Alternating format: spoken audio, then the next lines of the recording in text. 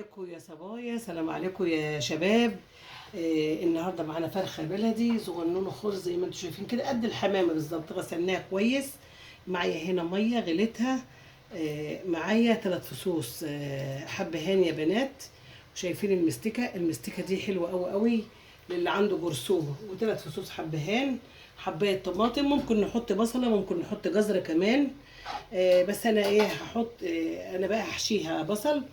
ده بصل، فلفل اسود، بهارات دواجن، وعليه كمون، وده شويه ملح. هدعكهم كلهم في بعض كده يا حبايبي. يا سلام بقى لو شويه زبيب عليها بيبقى جميل قوي يا حبايبي، بس انا والله للاسف ما عنديش زبيب. الكهرباء قطعت، لا اله الا الله. طبعا الكهرباء قطعت زي ما انتم شايفين. عملنا على كشاف التليفون التاني. دعكت البصله كويس قوي في البهارات. اقل من دقيقه هكون حشياها. بسم الله الرحمن الرحيم. بالطريقه دي يا بنات. هنا يا دنيا، يا دنيا نور هنا، ما تشيلش التليفون بعيد.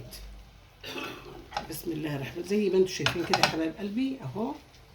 البصله دي بتبقى تحفه تحفه تحفه بالاكل على الرز او على العيش يا حبايبي، زي ما انتم عايزين. هنقفلها بقى بالخله. طبعا بعد ما حشيت اللهم صل على النبي، انا عايزه خساره البصله دي تترمي، احطها كلها خساره. بسم الله الرحمن الرحيم.